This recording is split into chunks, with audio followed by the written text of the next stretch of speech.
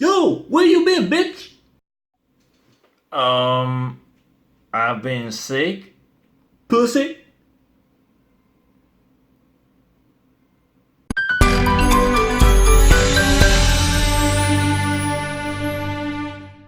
Hello and welcome, my dear script modelers, to my small hobby YouTube channel.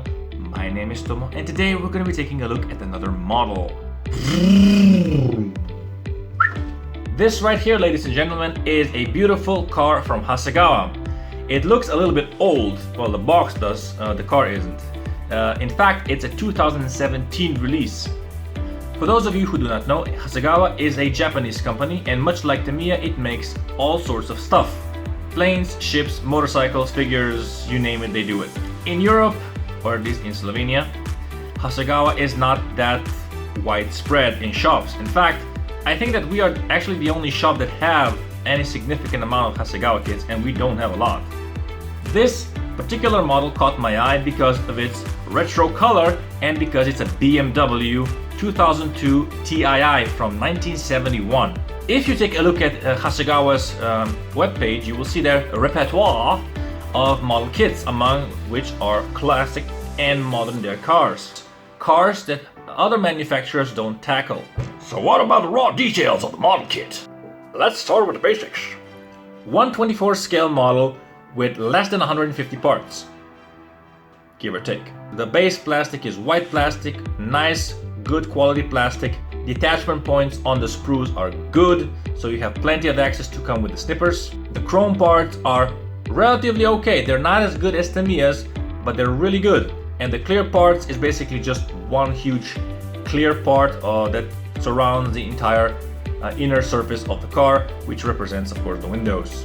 The tires, the way that they've engineered the molding process for the tires is pretty awesome. A lot of manufacturers make a very bad mistake when they mold from the outside in, but they do it from the inside out. So there is no crazy seam line, or there is no sprue end that you have to cut from the thread of the tire. You'll see what I mean when you open the box, but anyway, it's awesome. So kudos, man. This model would probably be somewhere, in my opinion, a level 3 model. So even an intermediate or someone in the beginning stages of modeling can't tackle this car itself. It has some customability, but not a whole lot. The customability mainly comes from the interior dashboard, where you'll see that you can put 3 types of dashboards inside. Well, actually not the dashboard itself, but the dials inside. So we have like a wooden grain dial style thing. Then you have just a normal black base dials, and then you can just opt for individual dials and put them in. I mean, it's pretty lamey, but As far as flashing and seam lines are concerned, as you will see, there's really no complaint there. I mean, it's pretty much a great looking car, a great looking kit. I don't really think that you even need to sand down any sort of edges like you would have to do with some other manufacturers' cars. And I think that you'll be pretty pleasantly surprised if you build this kit. And if you have, do type down below. Well, the car looks great, but what about the money? Well, the price point for this car varies really dramatically depending on where you live.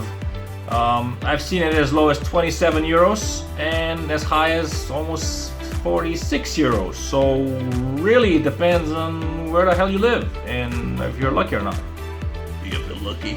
So let's just open the box and look at the contents. Oh yeah, baby. Behold, the car with a halo. Shit. Oh, now there are 2 halos. Better. Well, sort of. Anyway, if I hold it like this, there's not gonna be any halo. I need to buy some proper lighting. But anyway, cool box, isn't it? There's a cool car on the front, BMW 2002 Tii 1971 version in a very sexy orange color. And if I would have to build this, I would build it exactly the way it actually, if I were to paint it, I would paint it exactly in this color. It's absolutely awesome. It's a Hasegawa kit in 1/24 scale, and Hasegawa is a Japanese company which makes mainly cars, I believe. And this is their historical car series number 20 3. Yeah, so the box itself looks like a little bit of like creamy, dirty brown, green. So it kind of looks like the box is kind of old, but I guess that's the point. I don't know, the choice of styling. But this is how it looks on both sides. You have cool depictions of cars here, how they look when they're built. I think they're pretty cool. Sorry for the halo again. And on the other 4 corners, it's basically nothing that important. So as far as the box art is concerned, I'm pretty happy with it. I was drawn to it because of it. And let's just open it up, shall we?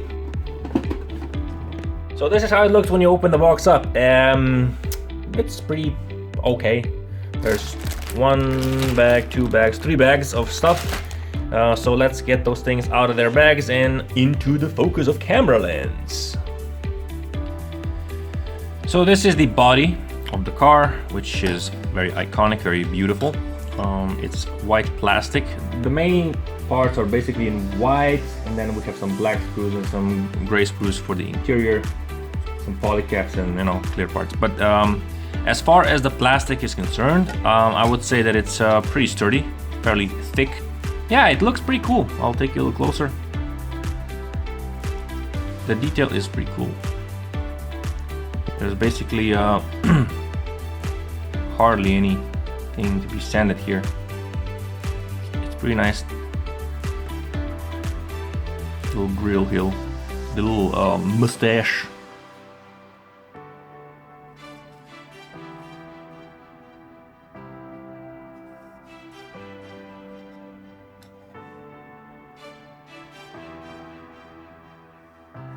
So here are all the gray sprues. You get 4 of them, and you have the wheels, seats, and the covers from the back seat because they're you have to fill this.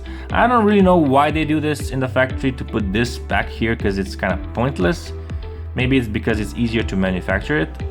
I really don't know because I think that's just a pointless action to put the back cover on the seat. But tell me what you think, guys. Is it? Then we have some interior trim, and that's basically it. It's not really that wow, but I'll take it close. As far as the detail is concerned, it's pretty good. I mean, you see clear, nice lines, well-defined molds, no flashing, and of course the attachment points are excellent. Here are the wheels, focus, and again, really nothing to complain about. This car doesn't actually have any special features, not that I'm aware of. As far as like the wheels turning, or well, actually the wheels do turn because they have polycap, but the wheel steering mechanism, you don't even have the ability to build a motor, which is kind of a shame. But you do end up putting a transmission underneath the car, which is just a one solid piece of plastic. But let's take a look at the black sprues here. There are 2 of them, as you can see, and there's some trim, basically just trim, I believe, in the steering wheel. The plastic is still, it feels good, and the attachment points on all the sprues is pretty cool. You can come in very close with a snipper and just snip it off. So that's cool. It's fairly good plastic.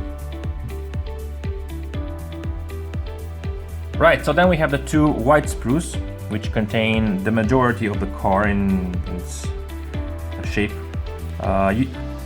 I told you that this car doesn't have a buildable engine, but it does have a transmission that you put underneath. And now that I've just seen this, I missed it before, but you have the exhaust as well, but and a second steering wheel. But I'm guessing that one of those is not to be used. But then you have the pedals, the interior console, and the wipers are really cool. The wipers. These are some of the best representation of the wipers I've seen so far, because on cars, wipers get ignored the hell. And I think that this makes it just that little bit more realistic, in my opinion, because those wipers are really cool. Anyway, the overall, you have the back bench, and then you have the console and the cockpit area assembly, like where you put everything else, and an instrument panel.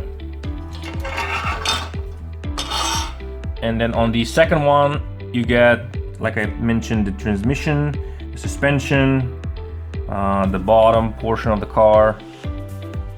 Here I'm showing the close-up shot of that very sprue. And as you can see, really, no complaints. All the lines are nice and crisp and sharp, and the attachment points are great, and the plastics feels great. Really, no flash. Even the coil springs are fantastically molded. And here you can see the transmission housing that you just attach on the bottom. That's the only mechanical portion of the car. Well, mechanical engine portion of the car, as you might say. And the rest is just, nice, beautiful plastic.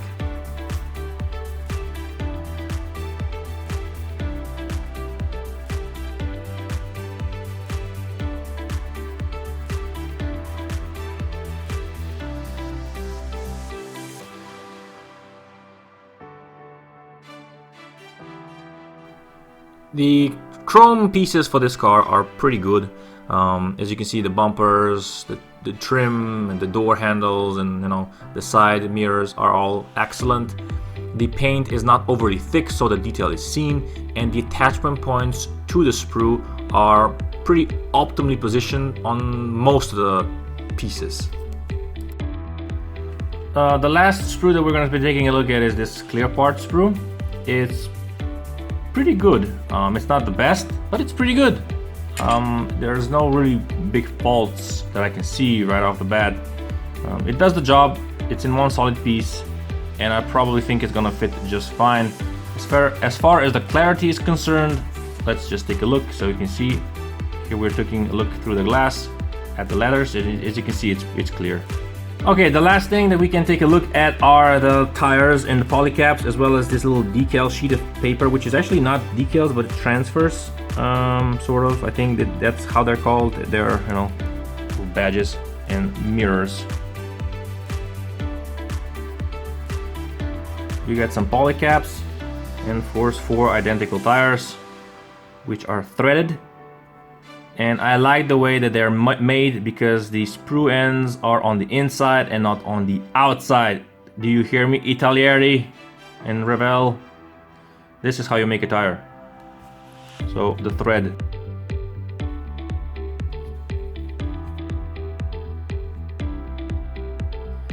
These are the decals that you get with the car. You probably remember that you have 2 types of dashboards. So you can opt for a full instrument panel. You just plop one of these, or the little wood grain one, or if you choose to do so, you can put individual displays inside individual places. So that's one level of customization, but other than that, there's a couple of trim pieces, some license plates, and some letters and numbers, and of course the logo, the BMW logo, and some stuff, and stickers for the window. Right, so the manual is really not that impressive, to be honest. It's basically just a fold-out sheet of paper, just like the Mia does.